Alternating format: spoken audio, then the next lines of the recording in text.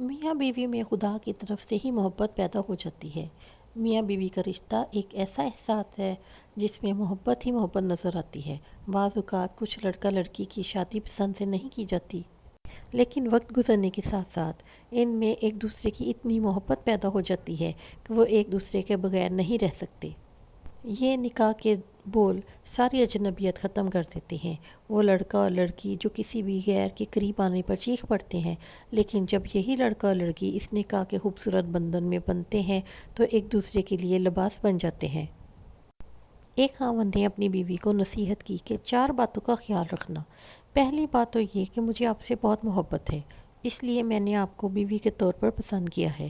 اگر آپ مجھے اچھی نہ لگتی تو میں آپ کے ساتھ شادی کا مقدس رشتہ قائم نہ کرتا۔ تاہم میں بھی انسان ہوں، فرشتہ نہیں ہوں۔ اگر کسی وقت میں غلطی کر بیٹھوں تو تم اسے چشم پوشی کر لینا، چھوٹی موٹی کوتاہیوں کو نظر انداز کر دینا۔ دوسری بات یہ کہ مجھے ڈھول کی طرح نہیں بجانا۔ بیوی کو اس پر بڑا تعجب ہوا۔ اس نے پوچھا، اس کا کیا مطلب ہے؟ شوہر نے کہا، بالفرض میں اگر غصے میں ہوں تو تم اس وقت مجھے جواب نہ دینا۔ جب مرد غصے میں کچھ کہہ رہا ہو، عورت بھی برابر کی زبان چلا رہی ہو تو معاملہ مزید بگڑ جاتا ہے۔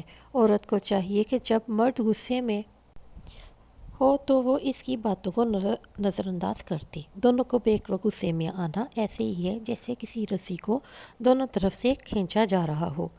تیسری بات یہ ہے کہ راز و نیاز کی ہر بات کرنا، لیکن لوگوں کے گلے شکوے یا شکایتیں نہ کرنا۔ چونکہ اکثر اوقات ساس کی باتیں، نند کی باتیں یا کسی اور کی باتیں میاں بیوی کے درمیان زہر گھول دیتی ہیں، اس لیے شکوے شکایتوں سے ممکنہ حد تک گریز کرنا۔ چوتھی بات یہ ہے کہ دل میں ایک وقت میں تو محبت ہو سکتی ہے یا نفرت، دونوں ایک ساتھ ہونا مشکل بات ہے۔ اگر خلاف اصول میری کوئی بات بری لگے تو دل میں نہ رکھنا، مجھ سے بنا کسی ڈر خوف کے آرام سے کہہ دینا، کیونکہ بات دل میں رکھنے سے انسان شیطان کے وسوسوں کا شکار ہو کر دل میں زہر گھولتا رہتا ہے، اور جب میاں بیوی کے تعلقات خراب ہو جاتے ہیں تو زندگی کا رخ ہی بدل جاتا ہے۔